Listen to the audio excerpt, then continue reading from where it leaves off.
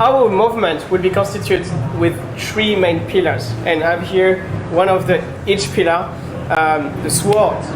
The sword will be the political actions of Atlas society, involving the millennials from anywhere, not necessarily from super high background. Anyone have a voice to participate to the policy making in their country, to make the use of technology to save the planet.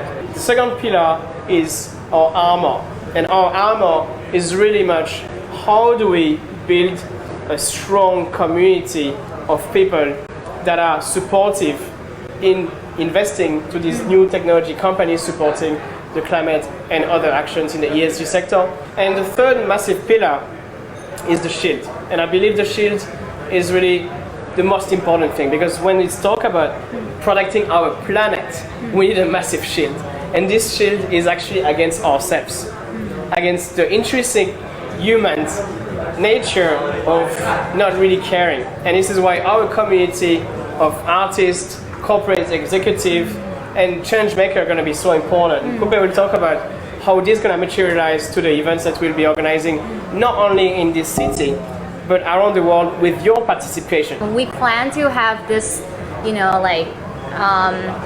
dinner and event every month, so new people can join, because just sitting here and listening to all of this, I learned so much today, and I feel like we all have a little something to learn from every one of us. So I think a monthly dinner in a really unexpected locations with good music, lifestyles, and cool events would be something that we're interested in.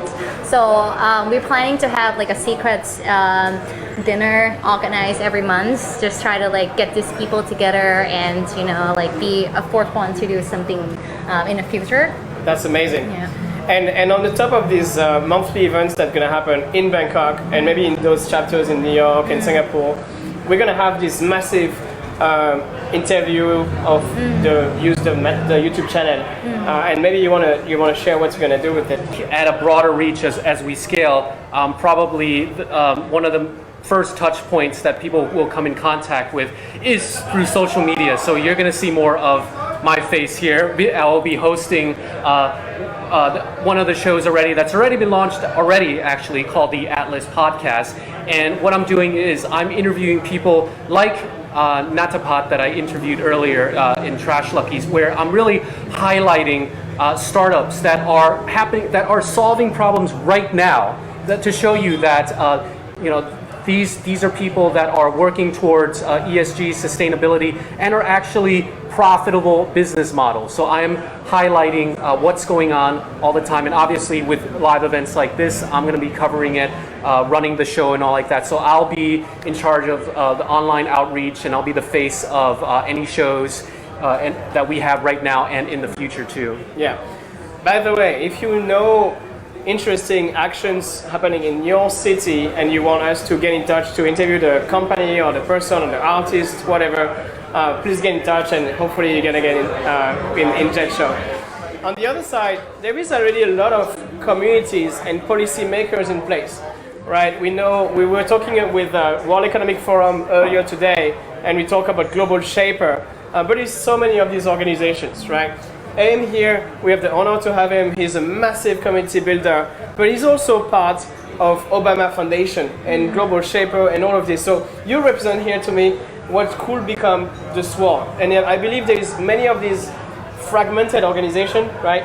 But how can we unite that is really what's going to be the mission of Atlas Society. How can we unite the Global Shapers with the Obama Foundation, with the young leaders together? So maybe show us what you've seen and what is lacking in these groups, and so what you think could be useful. Back in the days, social entrepreneurship impact was separate from the business world, right? You either were trying to cut trees and save the world, or you were just going to make a ton of money. And I think the shareholder view of doing business has definitely shown us that absent of a heart, whether it's running a business, a country, or any enterprise, we are going to run into the ground. And we've seen the world go on hell in a handbasket to one way. And all of us here, in all these panels, and all these talks, in every community you see young people, as well as many older generations, are like, business as usual just no longer works. And what I feel that the stakeholder view of looking at all the pieces of the community and the ecosystem, say like, we need to, yes, make profit, build sustainable ventures, but actually care about one another, because at the fundamental level, we're breathing the same air, we're drinking the same water, we're swimming in the same ocean, and whatever happens in one part of the world happens. So one of the amazing things that's happening in the tech and impact world is the convergence of the two communities.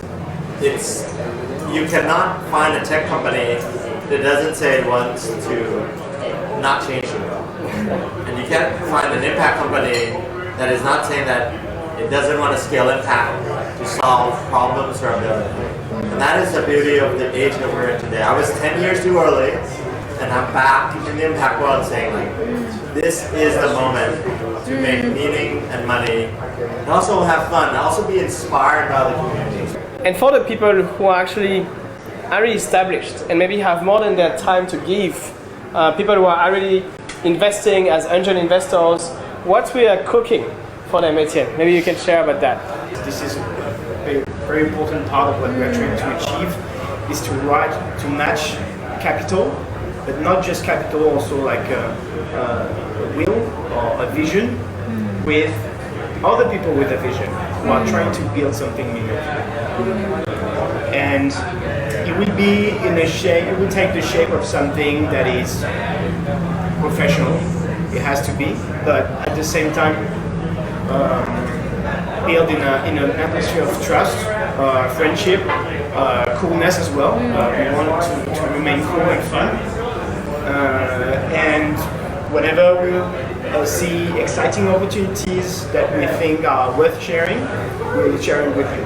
Yeah. We'll share it with the community, and there will be no commitment. If you don't think it's cool, it's fine. If you think it's cool, that's great.